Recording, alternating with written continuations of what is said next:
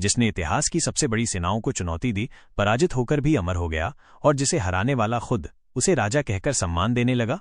ये कोई काल्पनिक कथा नहीं, ये वो सच है जिसे जानकर आप खुद कह उठेंगे, यही है असली भारत का स्वाभिमान।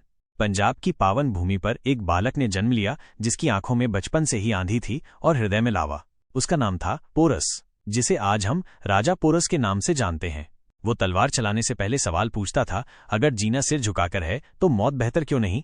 मिलिए सिकंदर महान से, एक ऐसा शासक जिसने आधी दुनिया जीत ली थी और अब वो भारत को बस एक और मोहरा मानकर जीतने आ रहा था। उसके दिमाग में सिर्फ दो शब्द थे, विजय और विस्तार। लेकिन उसे नहीं पता था कि भारत की मिट्टी में कुछ राजा धूल नहीं, अंगारे पैदा करते हैं। साल था 326 BC। स्थान था झेलम नदी के तट। सिकंदर के पास थी दुनिया की सबसे बड़ी सेना। पोरस के पास गिने चुने योद्धा, कुछ हाथी और अटूट संकल्प। लेकिन युद्ध सिर्फ हथियारों से नहीं जीते जाते, कुछ युद्ध आत्मा से लड़े जाते हैं। और पोरस लड़ रहा था अपने राष्ट्र के आत्मसम्मान के लिए। हाथियों की चिंगाड़, घोड़ों की टापें और तलवारों की बिजली, झेलम का पानी तक खून से लाल हो गया। पोरस की सेना हार रही थी, पर पोरस का हौसला नहीं टूटा। उसने आखिरी सैनिक तक लड़ाई लड़ी, और जब खुद घायल होकर बंदी बना लिया गया, तब भी उसकी आंखों में आक्रोश की आग थी, विनती नहीं। सिकंदर ने पूछा, पोरुष बताओ तुम्हारे साथ कैसा व्यवहार किया जाए।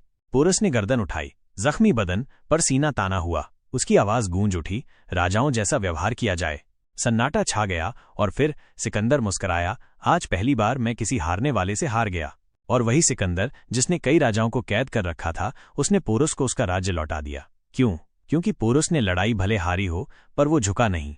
क्योंकि पोरस हमें याद दिलाता है कि सम्मान खरीदा नहीं जाता, कमाया जाता है। हार और पराजय में भी गरिमा होती है। स्वाभिमान की कीमत किसी भी विजय से बड़ी होती है। आज जब आप और मैं छोटी छोटी बातों में समझौता करते हैं, पोरस हमें भीतर से झकझोरता है, कभी खुद को मत बेचो, क्योंकि तुम एक भारतीय हो। पोरस मर नहीं सकता, क्योंकि वो एक नाम नहीं, एक चेतना है, एक गर्जना है, एक शपथ है कि जब भी कोई बाहरी ताकत भारत की ओर देखेगी तो झेलम से आवाज आएगी। ये वो भूमि है जहां पोरस पैदा होते हैं। अगर आपको पोरस की ये कहानी प्रेरणा देती है तो इस वीडियो को लाइक करें, शेयर करें और कमेंट में लिखें, भारत कभी नहीं झुकेगा।